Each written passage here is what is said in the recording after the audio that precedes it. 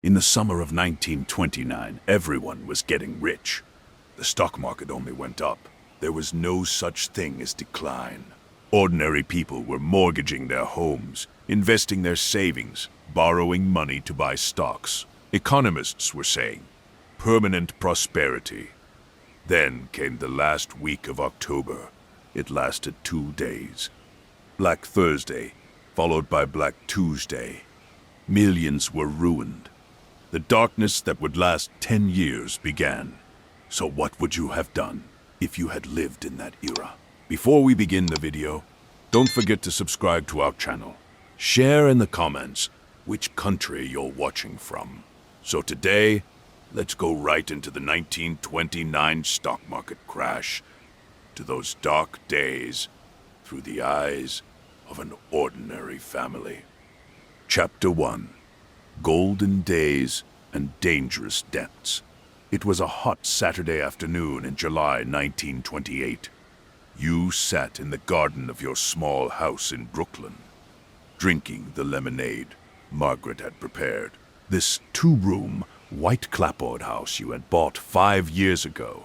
You still paid the bank $25 monthly mortgage, but in 3 years it would be completely yours. Sitting in the shade of the apple tree in the garden, you looked at Margaret's pregnant belly. She was 6 months along. The baby would be born in autumn. Everything was fine. Modest but secure was your life. The monthly $150 you earned from the office where you worked as an accountant was enough to cover both the house and daily expenses. Maybe nothing much was left over, but there wasn't a shortage either. However, that summer, the wind coming from Manhattan carried different stories. Your neighbor, Mr. Peterson, had bought a new Ford automobile last week. When he parked it in front of the door, the whole street had gathered to look. How had the man bought this car? Buying an automobile with an accountant's salary was almost impossible. When you talked the next day in the garden, he had revealed the secret. He had invested in Radio Corporation of America stocks on Wall Street, made $2,000 in 6 months. He had only invested $500, borrowed the rest. Thanks to the margin system, he could make big profits with little money. The sparkle in his eyes had planted a seed inside you. Maybe you could do this too. Maybe you could offer Margaret a better house, the baby a better future. In August, while work at the office continued as usual, nothing else was talked about during lunch breaks anymore. John was telling how he made $1,000 from General Electric last month. William was talking about how U.S. steel stocks were rising. There was only the stock market at the tables. Everyone had bought something. Everyone was making money. No one was losing because the market only went up. You, on the other hand, were bent over ledgers, counting other people's money, thinking your own savings barely exceeded $200. In 2 years, you had only managed to save this much. Margaret also had a small gold necklace hidden in her jewelry box. These were all your capital. Yet neighbors, work colleagues, were making hundreds of dollars monthly from the stock market. In the first week of September, while walking on Broadway, your eyes caught a brokerage firm's window display. The notice hanging on the glass was written in bright letters. Thanks to margin buying, you could make large investments with little money. Only 10% down payment was enough. You could buy $100 worth of stock for $10. After hesitating for a long time to enter through the door, you finally gathered your courage and stepped inside. Young broker Charles had approached you with a smile, explained the system. Everything seemed so simple. If you invested $200, you could buy $2,000 worth of stock. When stocks rose, your profit would multiply. You could easily pay off the debt and make new investments with the remaining money. It was a mathematically perfect system. The condition was that the market wouldn't fall. But no one talked about decline because the economy was strong. When you got home, you had told Margaret about the brokerage firm. The woman's face had changed. her eyebrows furrowed. Borrowing made her uneasy. Her mother had always taught caution. She would say, "You should be content with what you have, not rely on money you don't have." However, you had talked to her about the baby's future. Maybe in a few years you could move to a bigger house. Maybe when the child grew up you could save enough money to send them to university. Margaret had remained silent for a long time, finally nodded slightly. This silent approval was enough for you. In the second week of October, when you went to Charles's office, there were $200 in your jacket's inside pocket. This was your savings and the money from selling Margaret's gold necklace. Charles had recommended RCA stocks to you, explained the future of radio technology. With your $200, you could buy $2,000 worth of stock. The firm would lend you $1,800. When you signed, your hand trembled slightly because you had never taken such a big risk in your life. You were now part of Wall Street. The first months had proven everything right. By November, your RCA stocks had gained 15% value. You had made $300 profit on paper. Charles had advised you not to sell the stocks because the market would continue to rise. In December, you had also invested your year-end bonus, this time turning to General Electric stocks. By February 1929, your portfolio had reached $4,500. True, only $400 of this belonged to you, but on paper you were getting rich. When the Federal Reserve raised interest rates in March, there had been a small shake in the market. For a week, stocks had declined.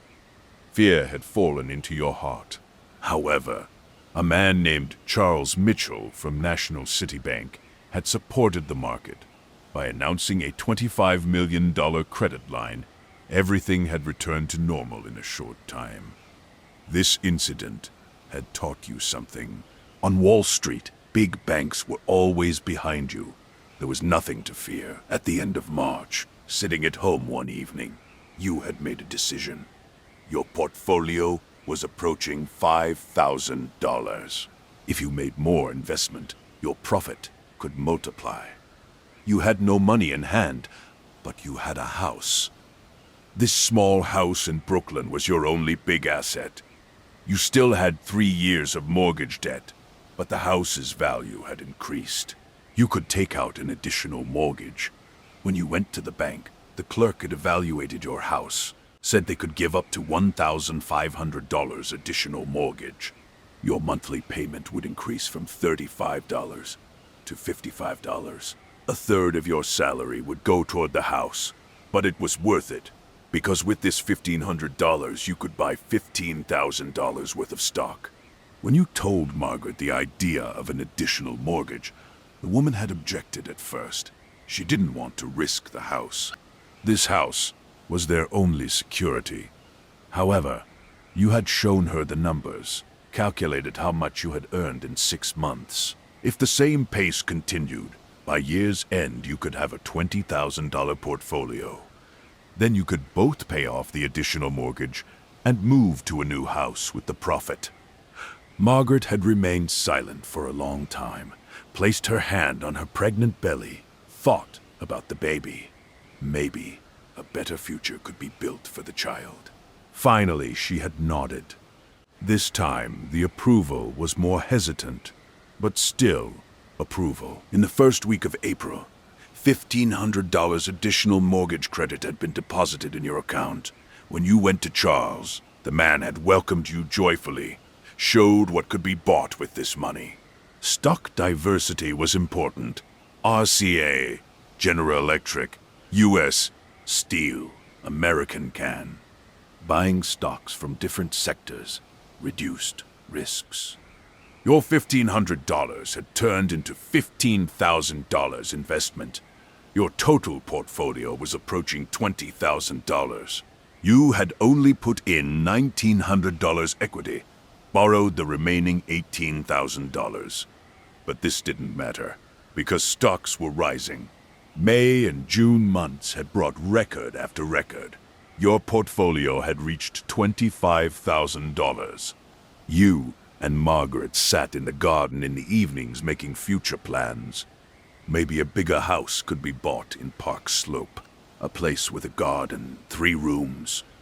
As the baby grew, more space would be needed. Maybe one day you could even buy a car. If not as nice as Peterson's Ford, a used one could be found. In the second week of August, your son was born. While Margaret was in the hospital, you had looked after the baby, held his tiny hands. You had named him Thomas. As the baby cried, you had whispered to him what a good life he would have one day.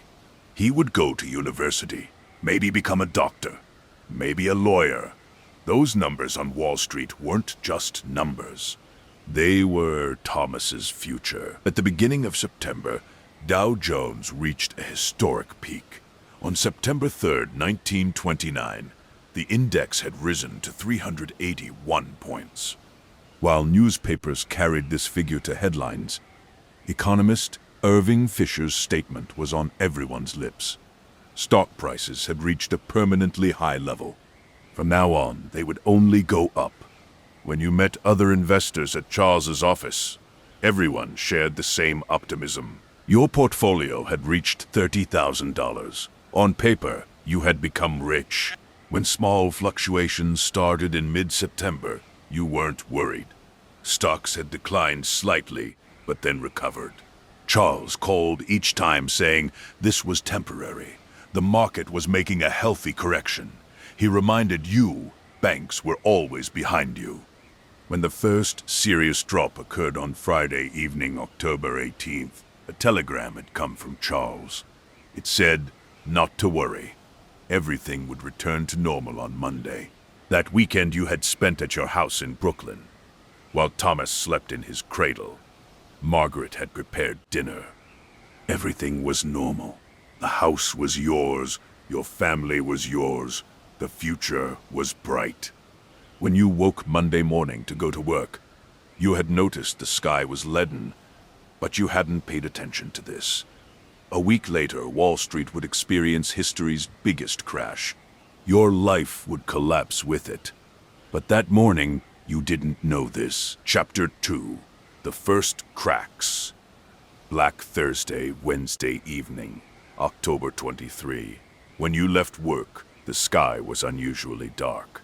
These days of October, the weather was usually clear. But today, leaden clouds had covered Manhattan.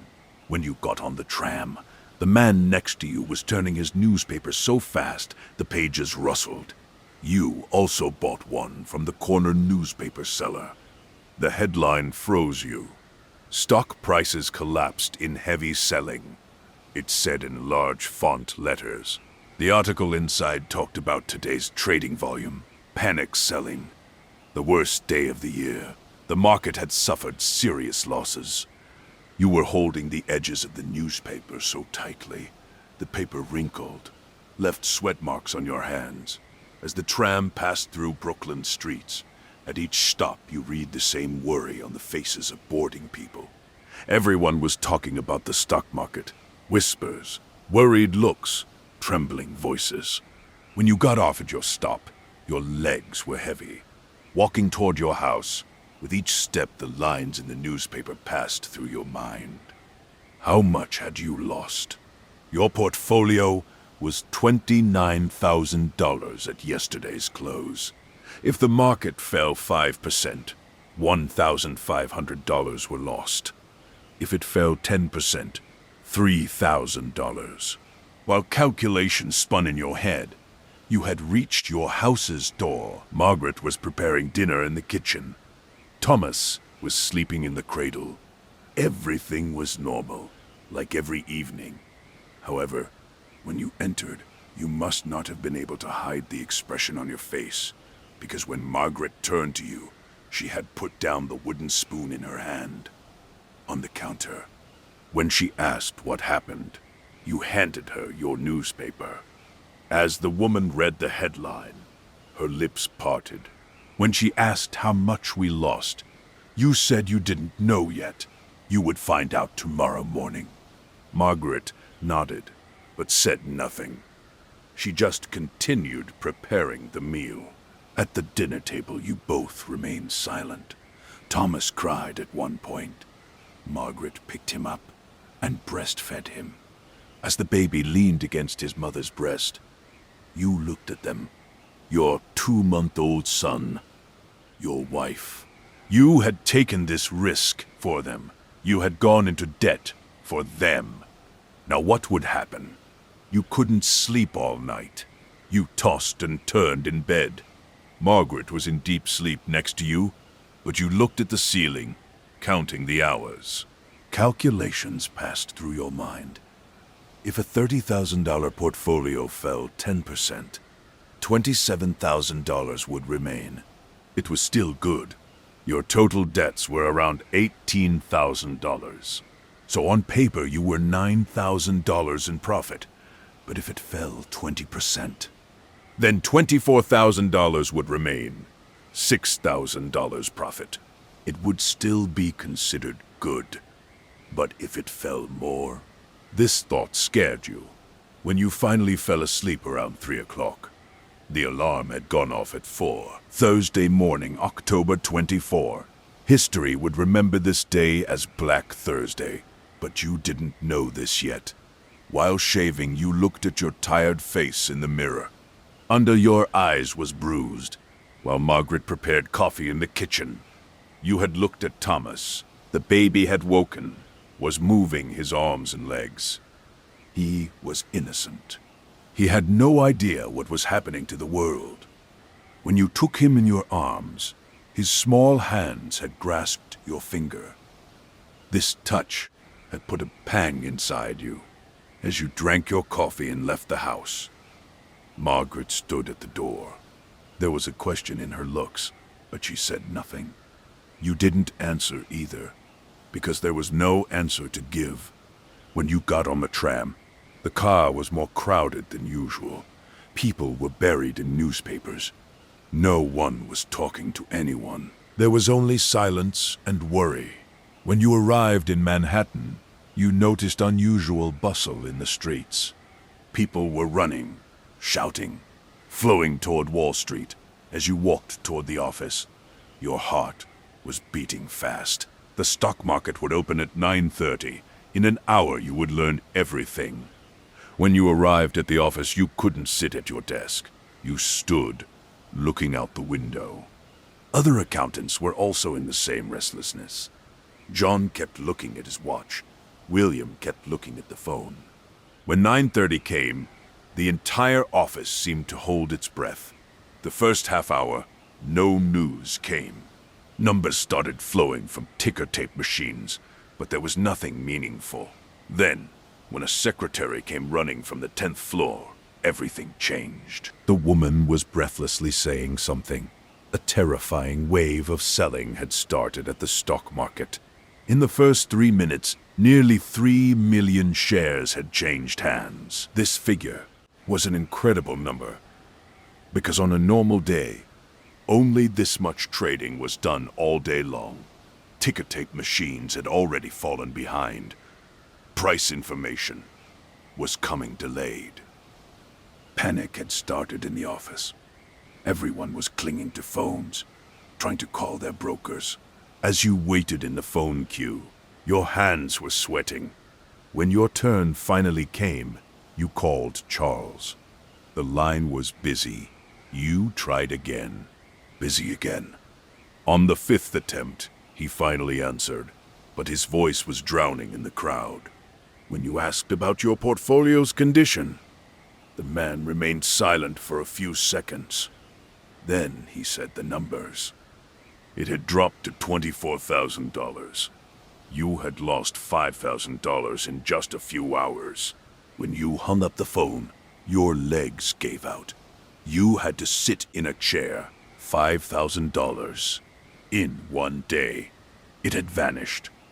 Around you, other accountants were receiving similar news. John was crying. William was punching his desk. Boss, Mr. Henderson had come out of his office, telling everyone to be calm. But no, one could be calm because life savings were evaporating in minutes. Toward noon, the situation worsened even more. Ticker tape machines were now running hours behind. The price information of a trade made at 11:30 in the morning was coming at 2 in the afternoon. This delay was making uncertainty unbearable because no one knew their stock's real value. Maybe they had fallen more. Maybe they had zeroed out. When you looked out the window, down at the street, you could see crowds of people flowing toward Wall Street. Thousands of people were running to the stock exchange. Everyone was trying to sell. Everyone was trying to escape. When a hopeful development was heard in the noon news, there was slight relief in the office. Leaders of big banks had come together at JP. Morgan Bank had taken action to save the market. Names like Thomas W. Lamont, Albert Wiggin, Charles Mitchell would buy stocks in large blocks. When this news spread, the selling wave had slowed. Maybe the worst had passed. Big banks had also saved the market during the 1907 panic. Now they would save it again. This thought relieved you a bit. In the afternoon, indeed, a partial recovery occurred in the market. Information coming from the ticker tape started coming a bit more positive. Some stocks had compensated for part of their declines. When you called Charles again at 3 o'clock, the man was speaking tired, but a bit more hopefully. Your portfolio had risen to $26,000. You were still $4,000 in loss, but at least it hadn't fallen more. Big banks had worked. Tomorrow, maybe recovery would continue. When the stock market closed, the day had gone down in history, with a record of 12,900,000 shares changing hands. This figure was an all-time record. The market had closed with an 11% loss. When you got on the train, the cars were quieter than usual. People were buried in newspapers. No one was talking to anyone. Everyone was experiencing the same shock. The old man sitting next to you had rested his head against the window, closed his eyes. The edges of the newspaper in his hand were wrinkled. He, too, had probably experienced loss, like you. When you arrived home in the evening, Margaret was waiting at the door. Thomas was in her arms. When the woman looked at you, you saw the question in her eyes. When you said $4,000, when she asked how much we lost, her face turned pale. She held the baby in her arms tighter. When you added, "But the worst is over," Margaret nodded. You couldn't tell if she believed it. You ate dinner silently. Thomas cried occasionally. Margaret breastfed him. You looked at the food on your plate, but couldn't eat. You felt your stomach contract like a fist. When you went to bed at night, Margaret lay close to you. She placed her hand on yours. When she asked, "It will recover tomorrow, won't it?" You nodded. "Yes, big banks are behind us," you said.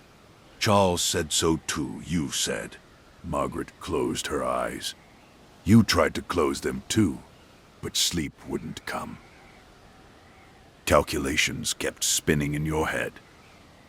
$26,000 portfolio, $18,000 debt, $8,000 profit remained. It was still good. Tomorrow, maybe, it would recover. Friday, the market indeed recovered slightly. You got back part of the losses. Your portfolio rose to $27,500. When you went home in the evening and gave the good news to Margaret, the woman smiled for the first time. Maybe the worst had really passed. The weekend passed with this hope. Saturday morning, you played with Thomas in the garden. The baby was looking at the sun, waving his arms. Margaret was cleaning inside. Everything was returning to normal. When you went to church on Sunday, the priest talked in his sermon about maintaining faith in difficult times. As you prayed, you begged for Thomas's future. Everything had to be all right. However, Monday morning, October 28, when you woke, The sky was leaden again. At breakfast, Margaret was silent. You were silent too. We both knew. The weekend was just a break. The real storm hadn't come yet. As you left the house, Margaret looked at you for a long time. "Be careful," she said. You nodded too. When you closed the door, you didn't yet know that small house you left behind would never be the same again. But you would learn. Very soon you would learn. Chapter 3. The Collapse. Black Tuesday. Monday morning, October 28th. When you got on the tram, inside the car was graveyard silence. No one was talking. Everyone was buried in their newspaper just looking. When you also opened the newspaper you bought from the corner cellar, the headline had hit you once more. Friday's recovery was a deception. Experts expected a big drop today. The word panic appeared on the pages. Panic. This word had instilled such fear inside you that you had difficulty breathing. When you arrived at the office, it was 8:30. The stock market would open in an hour. You tried to sit at your desk, but you felt your feet weren't on the ground. It was as if the ground was sliding out from under you. When John came to you, the man's face was white. He said he thought about withdrawing all his savings last night and selling. But the market was closed. Now it's too late, he had said. You said nothing to him, because your situation was no different. William, on the other hand, was sitting at his desk, had put his head in his hands, was just waiting. When the stock market opened its doors at 9:30, everyone in the office held their breath. The first news was disaster quality. Following the opening bell, a tremendous wave of selling had started. Stocks had gone into free fall. Ticker tape machines were ticking crazily, but still couldn't keep up. Toward 10 o'clock, the phone started ringing. Everyone was calling their broker. Everyone was trying to sell. When you also got in line, you couldn't stop your hands from trembling.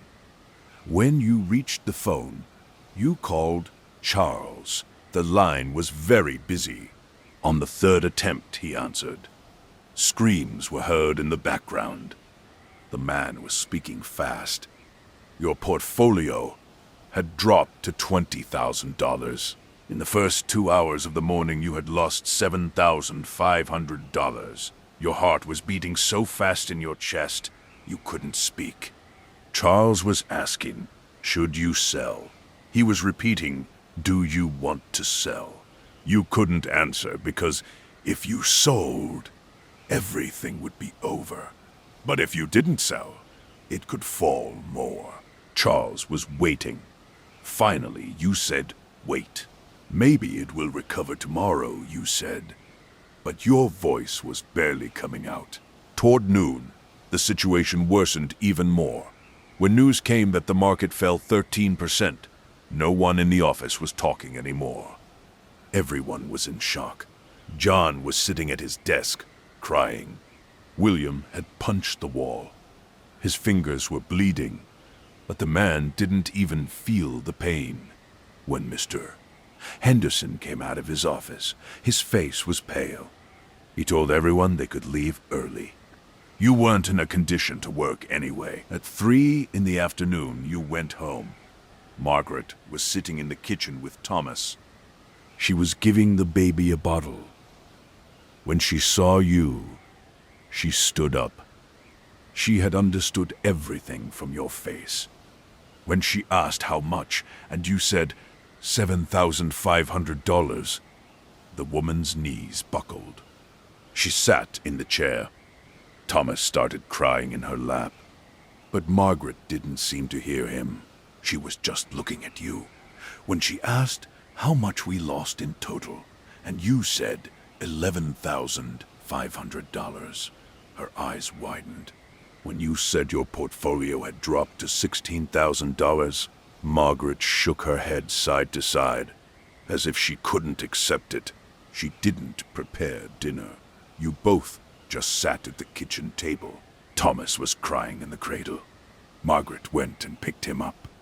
As the baby sucked milk from her breast, you looked out the window. Lights were on in the neighbor's house. Were they experiencing the same disaster too, you wondered? How many houses in Brooklyn were there like you? When you went to bed at night, you couldn't sleep. Margaret wasn't sleeping either. We both looked at the ceiling, waited silently. What would happen tomorrow? Tuesday morning, October 20-9, history would remember this day as Black Tuesday. Before you left the house, Margaret had come to you. She had placed her hand on your shoulder. She said nothing, but there was a farewell in her touch, it seemed. Walking on the road, you felt your knees trembling. When you got on the tram, the car was packed. Everyone was going to Wall Street. Everyone was trying to sell. But there was no one to buy, because everyone was a seller. When you arrived at the office, it was 8 o'clock. Boss, Mr. Henderson called you to his office. When you entered, you saw the man sitting at his desk. He looked very tired. Sit, he said. You sat too. There was a long silence. Then he started talking. Today would be a terrible day. The market would collapse. He knew this. You knew too. He wanted to give you advice. Sell, he said. Open today. Sell, he said. Save as much as you can save, he said. Tomorrow could be worse, he said. When the stock market opened at 9:30, everyone in the office had gathered at the window. No one was working. Everyone had clung to the phones. You also got in line. When you grabbed the phone, you called Charles. The man was speaking breathlessly. It was terrible. Your portfolio had dropped to $14,000. It had only been open half an hour. Charles was almost shouting. You must sell, he said. Sell now, or it will fall more, he said. You couldn't answer. You just stood there holding the phone. Toward 10 o'clock, Charles called again. This time his voice was different. There was panic in it, but also an official tone. Your portfolio had dropped to $12,000. Your margin debt was $18,000. This meant your debt had now exceeded your equity amount. The firm had to reduce risk. If you didn't deposit $5,000 additional collateral by noon, they would have to sell your stocks. This was a margin call. There was no escape. When you hung up the phone, your legs gave out. You had to sit on the floor. $5,000. Where would you find it? You couldn't get credit from the bank because you had already mortgaged the house. You couldn't borrow from friends because everyone was in the same situation. You couldn't ask from relatives because they too were poor. There was no $5,000. There were 2 hours until noon. In 2 hours, you had to find $5,000 or you would lose everything. You rushed into the streets. You started running to the bank. Maybe there was a solution. Maybe they would give credit. When you arrived in front of the bank, a queue had already formed before you. Everyone was after the same thing. When you entered, you saw the bank manager. He was an old acquaintance. When you went to him, the man recognized you. How much do you need? He asked. When you said $5,000, he shook his head. Impossible, he said. They couldn't give credit to anyone. Everyone was defaulting. They couldn't take the risk. When you left the bank, it was 11 o'clock. 1 hour remained. You went to the pawn shop, but you had nothing to sell. You had already sold Margaret's necklace. There was nothing else valuable.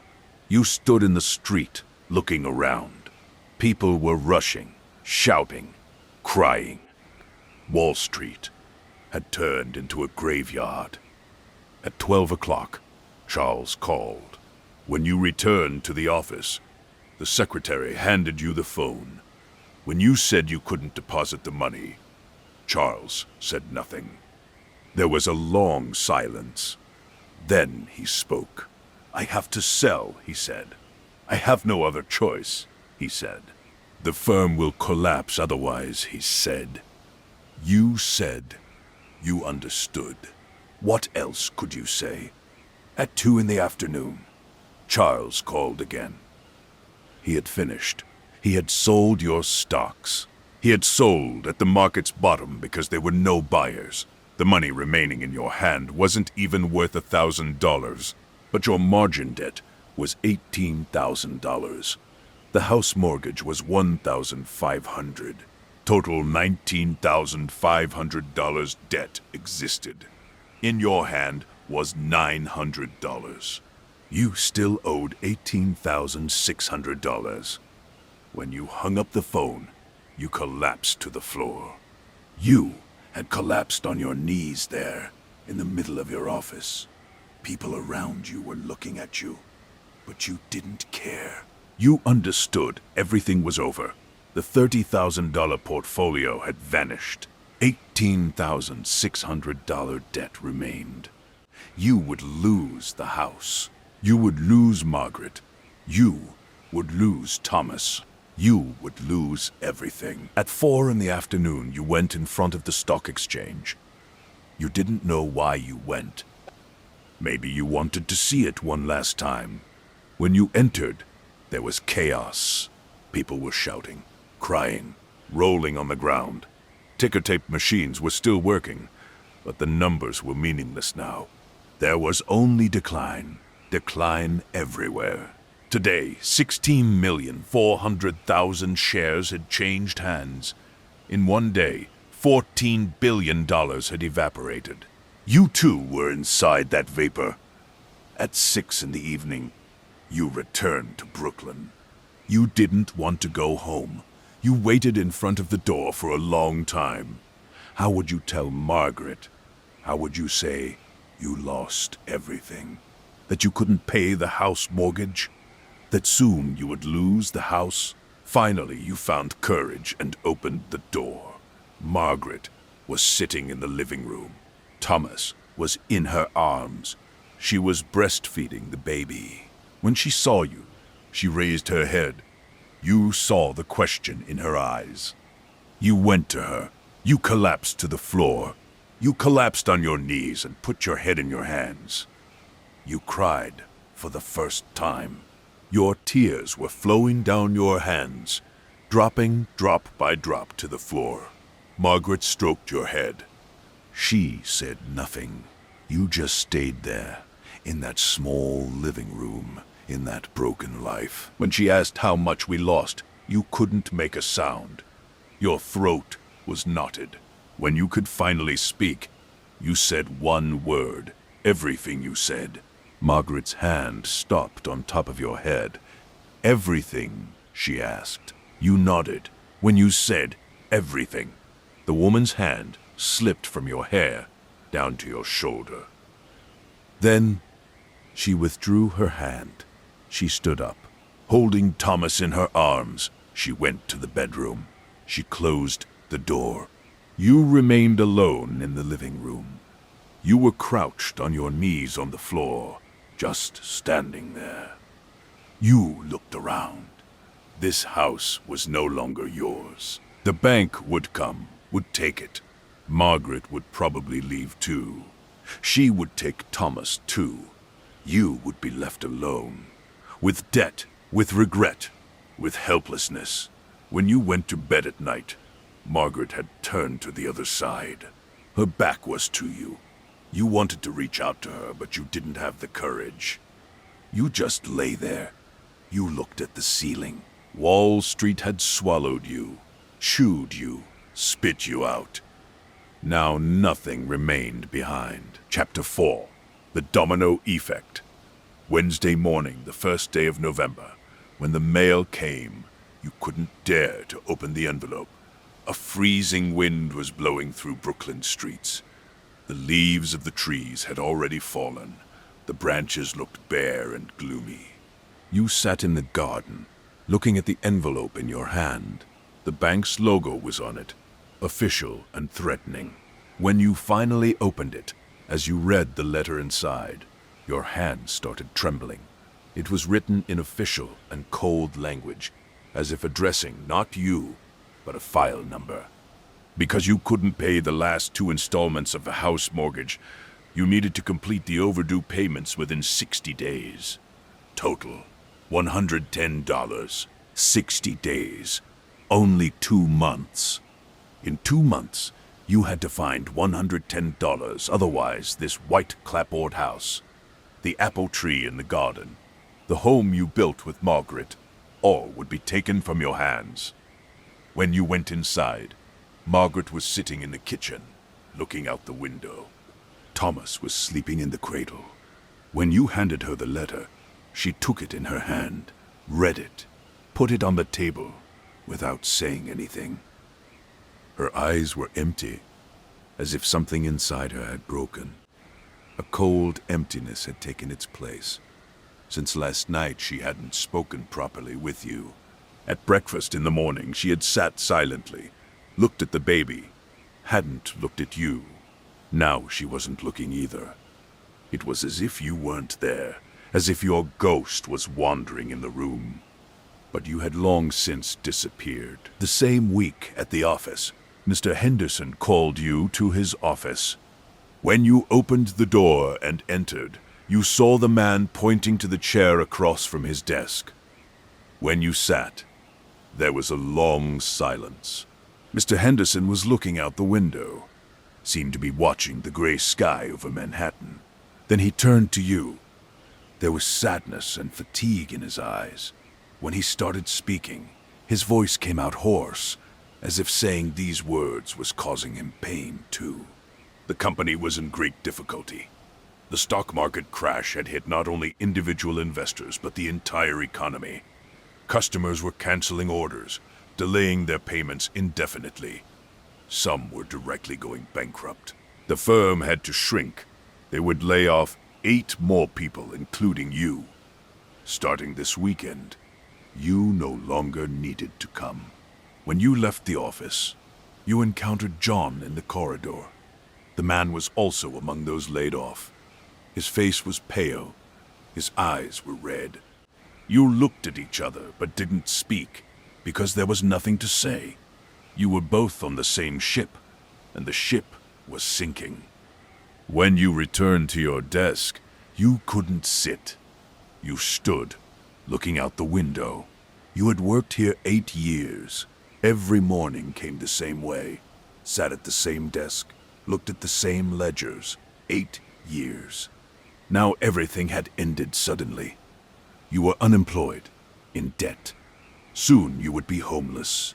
What would Margaret say? When you came home in the evening, the woman was breastfeeding Thomas, but the baby's sucking motion was weak, as if he was tired.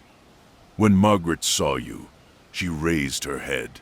In her eyes, instead of a question, was an empty waiting. When you said you were laid off, her face didn't even change, as if she was expecting this, as if she wasn't surprised, as if she had just seen one more domino tile fall. She nodded slightly, then continued looking at the baby.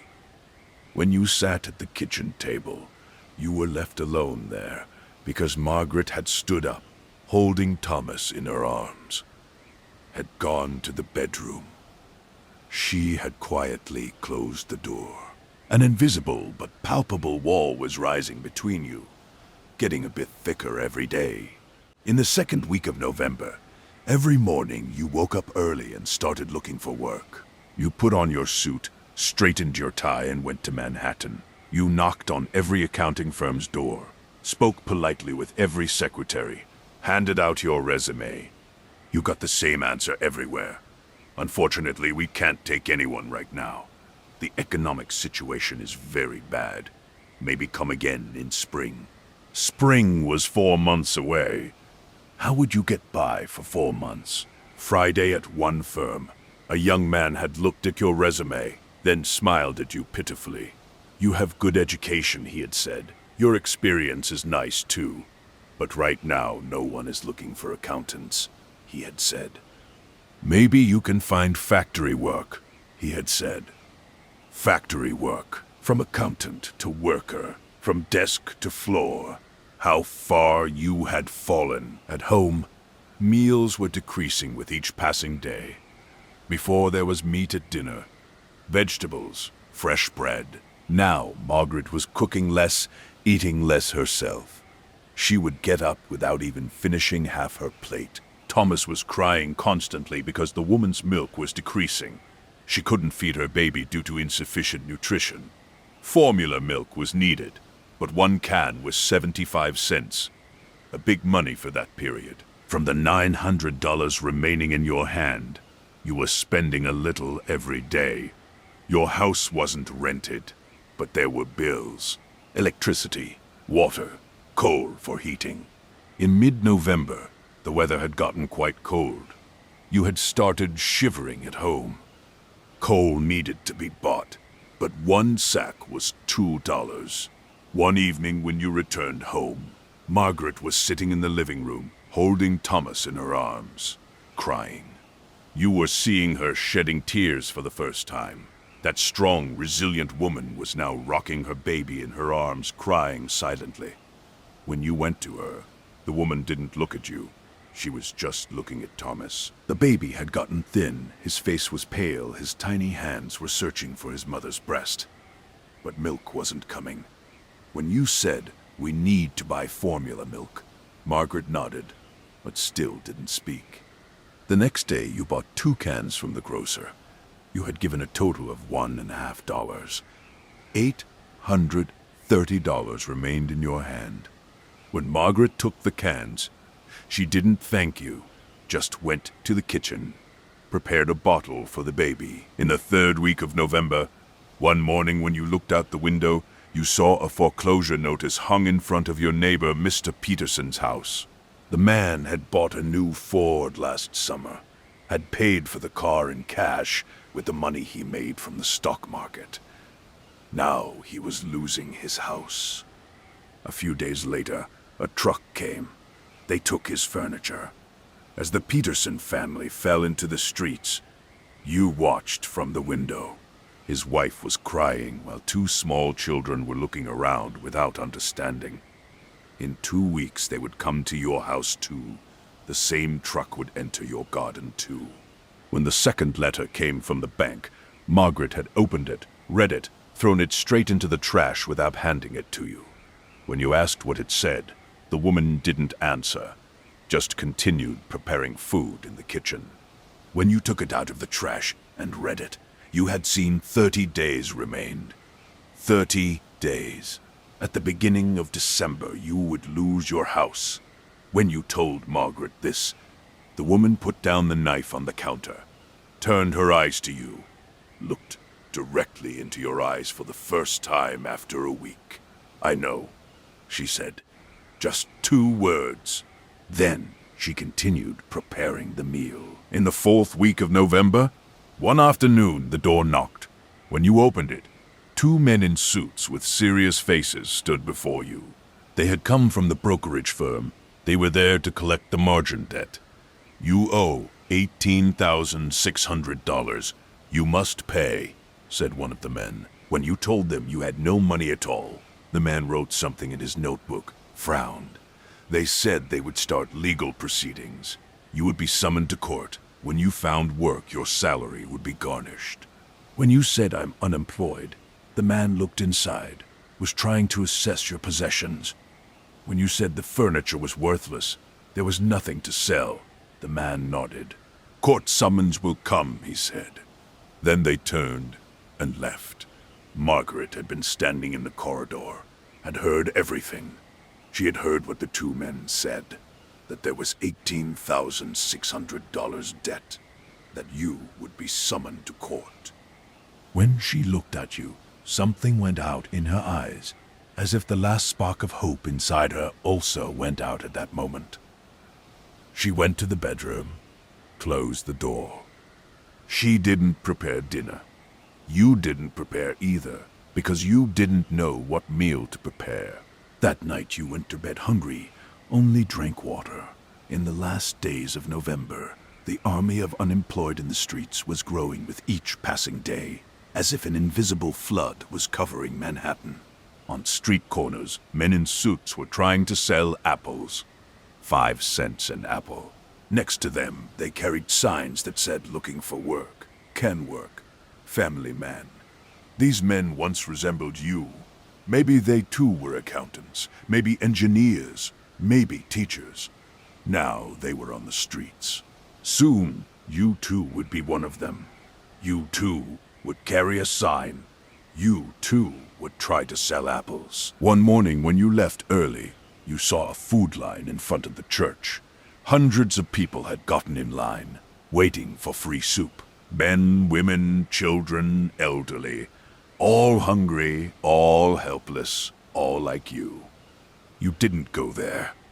You hadn't reached that point yet. You still had a little money, there was still pride. But you knew you were approaching. Every day you were getting a bit closer. On the first day of December, the last letter came from the bank. This time it was an official document. Sealed, signed, definitive. The foreclosure decision had been finalized. Within 10 days, you had to vacate the house. When Margaret read the letter, she said nothing. Her face didn't even change. She just put the letter on the table, then looked at the baby. There were no longer even tears in her eyes, as if the fountain of tears inside her had dried up. She no longer even had the strength to cry. That evening, you lay side by side in bed. But there were oceans between you. Margaret had turned to the other side. Her back was to you. This back had always been to you in recent weeks. You wanted to reach out to her, put your hand on her shoulder, stroke her hair, apologize. But you didn't have the courage, because you knew you were losing this woman. Slowly, day by day, hour by hour. Wall Street had taken your house from you. Now it was taking your wife too. On December 8th, the moving crew came. 2 men, 1 truck. They gave you 2 hours to pack your belongings. Margaret silently filled suitcases. Her movements were mechanical, as if her soul had left her body. Thomas's clothes, a few special items, some food. Everything fit into 2 suitcases. The furniture wasn't yours anyway. Nothing remained behind. You had lived here 5 years. 5 years. Your life fit into 2 suitcases. 2 hours later, you left through the house's door. Margaret held the baby in her arms. You carried the suitcases. When you stood in the street, you looked back one last time at the small white clapboard house, at the apple tree in its garden, at that narrow window. This place was once your home, where you dreamed your dreams. The space you saw when you dreamed of the place where Thomas would be born. Now it would be someone else's. Margaret didn't even look. She just looked forward, held her baby tight. You had found a cheap boarding house. Near 5th Avenue, it was an old building. 1 room, shared bathroom, shared kitchen. Weekly rent was $5. When you entered the room, it was a narrow, dark, damp place. Its single window looked out on the noisy street. The walls were moist, the ceiling was low. Margaret put the baby to bed, then went to the window, looked out. You also went next to her. You wanted to say something to her. You wanted to say, "I'm sorry." You wanted to say, "I'll fix it. I'll find a way. We'll start over." But the words knotted in your throat because these words were empty words. We both knew. Margaret didn't even turn to you. She just stood there, watched the street from the window. Silence was more effective than speaking. That night, when you lay down in bed, Margaret didn't come next to you. She had sat on the edge of the bed, clasped her hands, just waited. You didn't know what she was waiting for. You just looked at the ceiling, breathed in and out. Chapter 5. Below Zero. In the second week of December, one morning when you woke, you noticed Margaret wasn't next to you. She was preparing coffee in the kitchen. Her movements were slow and mechanical. Thomas was crying in the cradle because the formula milk had run out. You had no money left to buy new. From the $700 remaining in your hand, with boarding house rent, coal, bread, it was decreasing a little every day while you desperately looked for work. Every door was closing in your face. That morning you decided to go to the food line because pride was now a luxury. When you arrived at the line in front of the church, hundreds of people had gotten in line, waiting silently. Hours passed. Your feet went numb. Cold wind was passing through your jacket. When your turn finally came, when an old woman put a ladle of soup in your bowl, she also handed you a piece of bread. "God be with you, my child," she said when you bowed your head. You drank the soup there, in the cold street. It seemed like the best meal you had eaten in your life. In the afternoon, you went to Wall Street. You didn't know why you went there. Maybe you wanted to see it one last time. When you entered the stock exchange, ticker tape machines were still working, but that crazy tempo was no longer there. When you looked at the screen, you saw Dow Jones, 198 points. In September, it was 381. Your life had vanished with it. In a corner, you saw Charles. The man seemed to have aged 10 years. When he saw you, he averted his gaze. You didn't want to go to him because there was nothing to talk about. When you returned to the boarding house in the evening, as soon as you opened the door, you saw Margaret had packed her suitcase. She was carefully folding Thomas's small clothes on the bed. When you asked, "What are you doing?" your voice came out hoarse because you actually knew the answer. Margaret raised her head and looked at you. There was no longer anger in her eyes, only deep fatigue. "I'm leaving," she said. "I'm returning to my family in Buffalo," she said. "The world slipped out from under your feet." You tried to say no, but no sound came from your throat. Margaret continued speaking. Her voice was calm, but each word stabbed inside like a knife. "I believed in you," she said. "I believed in you investing in the stock market. I believed in you risking our house. But now we have no house." She said, "My baby is hungry," she said. "We couldn't buy formula milk for a week," she said. "I can't endure anymore," she said. You started begging, collapsed to your knees. You tried to say one more week. Tried to say, "I'll find work." Tried to say, "I'll fix it." But Margaret shook her head side to side. This movement was definite and irreversible. "How many weeks has it been," she said, "while you dreamed on Wall Street?" "I lived reality," she said. "It's no longer there," she said. "Nothing remained," she said. She picked up Thomas in her arms. The baby had woken, was looking around with his small eyes. Margaret closed the suitcase, walked toward the door.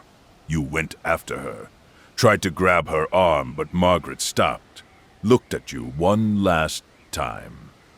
In that look was everything: disappointment, sadness, exhaustion.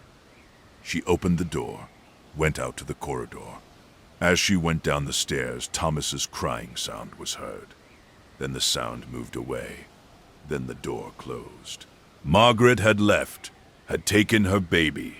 Thus, the last meaningful piece of your life had also broken away and gone. When you returned to the room, you were left alone. The silence was so intense, it was ringing in your ears. You sat on the bed and looked around. It was a narrow, dark, empty room. Your belongings were in a corner. That's all. Your life had fit into one suitcase. The next day, a court summons came. On December 22nd, you had a hearing.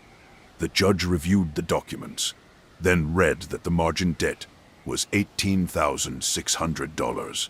When you found work, 40% of your salary would go directly to creditors until you paid the debt. It would take years. 2 days before Christmas, the boarding house owner, Mr. Goldstein, knocked on your door. You hadn't been able to pay the weekly rent. In 3 days, if you didn't pay, you would be evicted. $5. But you didn't have that $5. You begged him to give you a bit more time. Mr. Goldstein looked at you pitifully. 2 days, he said. If you didn't bring money within 2 days, you would have to leave. The next day, you went to Central Park. You saw people had built shacks, huts made of wood pieces and tin sheets. Inside them, families were living. People like you who had lost their homes. These settlements were called Hoovervilles. In front of one shack, a young man was sitting, trying to warm his hands at a small fire. "I've been here since October," he said. Maybe soon you too would be one of them. When you left the park, you looked at the sky. Gray clouds had covered the city.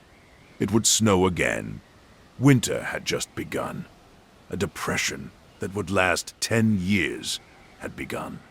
Millions of people would lose their jobs, lose their homes, lose their hope.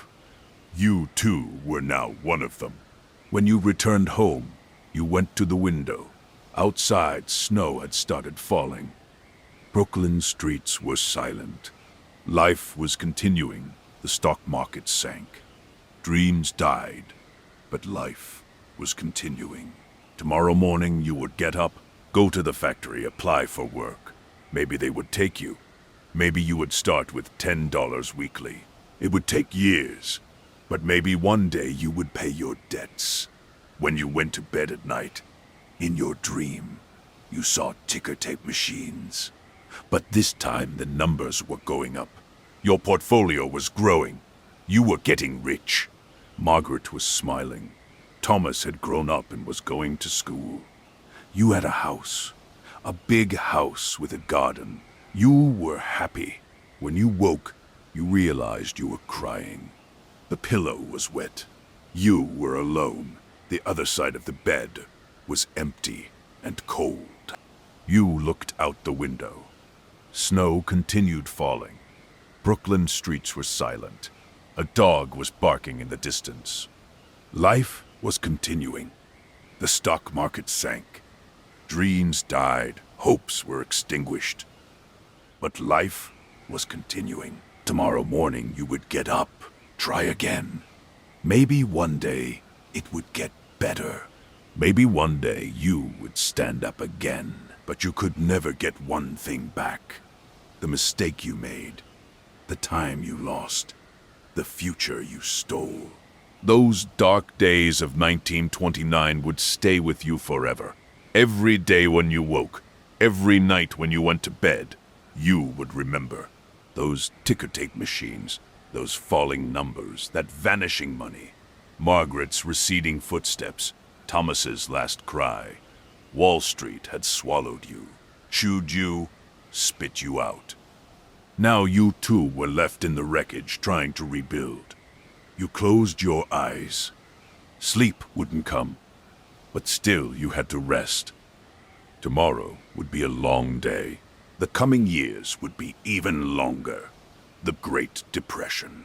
That's how it would go down in history. You too were part of that history. An ordinary man, one of millions who lost their money on Wall Street. No one would remember your name, but millions would live your pain, your regret, your helplessness. They too would be like you, below zero.